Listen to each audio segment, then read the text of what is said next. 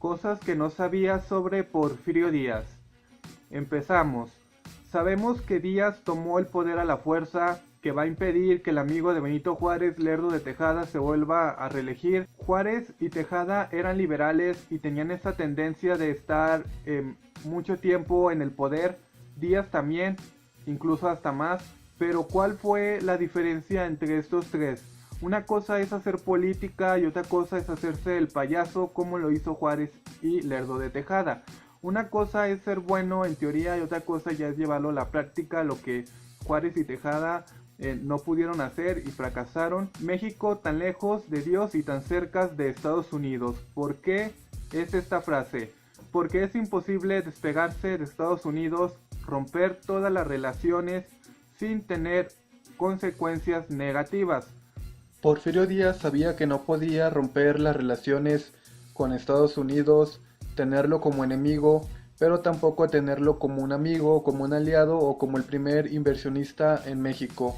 Para ello va a entablar relaciones con los europeos para tratar de compensar las influencias de Estados Unidos sobre México, que nuestro desarrollo político, económico, social no dependan solamente de Estados Unidos como estuvo sucediendo con Juárez y Lerdo de Tejada, que no hubo ningún crecimiento y todo se iba para Estados Unidos. La revolución industrial llega a México en el periodo de 1884 a 1911. El desarrollo económico llega a través de varios procesos y mecanismos. Uno es el ferrocarril, permitiendo comunicar las distintas regiones, impulsar el comercio interno y externo, algo que no ha hecho ningún presidente. Se dice que el crecimiento de este sistema crecía un 12% anual. Porfirio Díaz lo va también a nacionalizar. Para el año de 1910 habían 19,000 vías férreas por todo el país, una de las obras más grandes y que siguen todavía de pie en el país. Entre 1887 a 1911 se construyeron 7,000 hasta 20,000 kilómetros en cuestión de vías telegráficas. Se le da importancia a lo que es el sector salud. Aparecen grandes hospitales en la Ciudad de México. Se crea el Hospital General, una obra verdaderamente impresionante para el siglo XX. Se inauguran manicomios y centros de atención de primer nivel.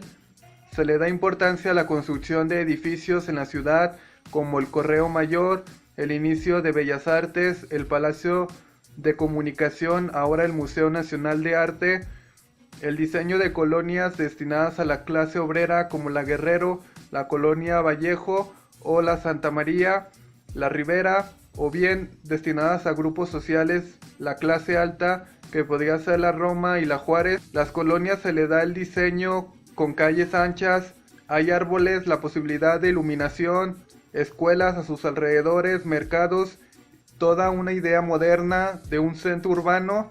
Aparecen los primeros autos. En la educación surge la Universidad Nacional de México, después UNAM. Muchos dicen que en la educación no hubo un crecimiento, pero sí se crearon escuelas, no solo en lugares urbanizados, también escuelas para maestros. Aquí se va a crear lo que es un comité de encargado de que lleven a sus hijos a la escuela, que es obligatoria, gratuita y laica, y quien no lleva a sus hijos recibe cierta sanción o una multa. También se va a encargar de que los hacendados permitieran que los hijos de los trabajadores fueran a la escuela, que esto va a ser un problema día con día. Nace la clase obrera o la clase media, crecen las artes escénicas, hay un crecimiento impresionante de poetas, escritores y filósofos. Lo que va a marcar más al porfiriato va a ser el teatro, era lo más visible y que se consumía como un entretenimiento para la clase alta, media y baja. Incluso, como dije, la clase baja tenía su propio entretenimiento teatral, pequeñas escuelas para su desarrollo en el ambiente de las artes escénicas. El teatro mexicano será comparado con el europeo. Crecerán varios puertos como el de Salina Cruz, como el de Veracruz, el de Manzanillo y en especial el de Tampico. Los servicios de comunicación como correos, vías marítimas de comunicación o vapores, faros, Unión Postal Universal, telégrafos, teléfonos, ferrocarriles, monumentos, carreteras, calzadas y puentes, lagos y canales, consejerías o las obras con el Palacio Nacional, Chapultepec, el desagüe del Valle de México, en la agricultura, el apoyo, el reuso de terrenos o tierras que estaban abandonadas o sin trabajo a través de la inversión extranjera, y los hacendados pueden darle lo que es la importancia a la agricultura como el café, el cacao, hule. Después de la Revolución Mexicana va a caer, nuevamente los campesinos no van a recibir tierras, no tendrán el recurso económico para hacerlas trabajar. Entra también la minería, que tendrá mucho peso. Los minerales más importantes extraídos sería el oro, la plata, el cobre, el zinc y el plomo. La moneda mexicana, que será de plata, será fuerte para contrarrestar el precio del dólar. Va a estar a la par. A finales del porfiriato la moneda va a dejar de ser de plata y va a empezar otra cuestión como el oro. Los estados que van a tener un gran crecimiento va a ser Chihuahua, Coahuila, Durango y en especial Nuevo León.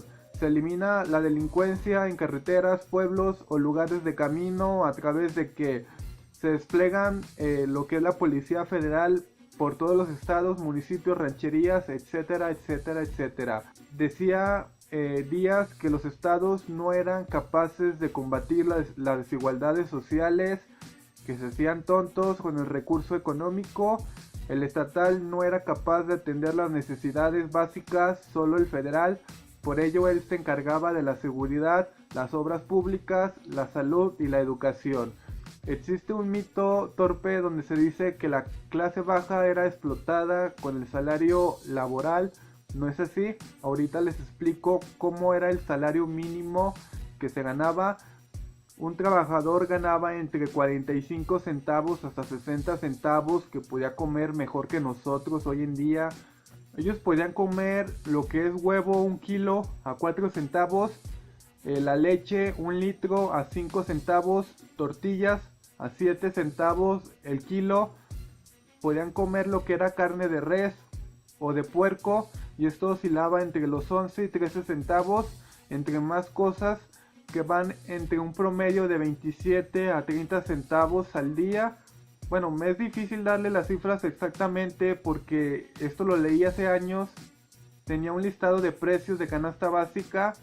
La información que tenía literalmente la eliminé por cuestiones de que ya no me iba a dedicar a estudiar la licenciatura de historia y tomé otra carrera. Se le va a dar importancia a la historia mexicana, a las culturas prehispánicas, arqueológicas y cultura universal en el Museo Nacional. Se mostrará la réplica de la Piedra del Sol o calendario azteca. En 1909 el museo será dividido en el Museo Nacional de Historia Natural y el Museo de Arqueología. En 1991 Justo Sierra creó los departamentos Etnografía y Arqueología. En 1904 en la Exposición Universal de San Luis se va a exponer las culturas prehispánicas. No solo eso, también le va a dar importancia al hispanismo, a la cultura originada a través de la conquista, que había sido rechazada después de la independencia, y el segundo imperio mexicano también va a ser tomado en cuenta. Porfirio Díaz frenó la persecución de indígenas y también contra la Iglesia Católica, que había sido provocada por Lerdo de Tejada y lo que era Juárez. Hizo un esfuerzo por unificar la nación y romper las divisiones que se habían creado durante años y fomentar lo que es el primer nacionalismo. Se dice que la iglesia tuvo influencia en el porfiriato. No fue así. A pesar de frenar la persecución, Díaz se mantuvo neutro y frío con la religión católica, en el sentido de que tú no te metes conmigo, yo no me meto contigo. Aunque los domingos era bien visto ir a misa y los matrimonios religiosos, Porfirio Díaz se mantenía en un estado laico.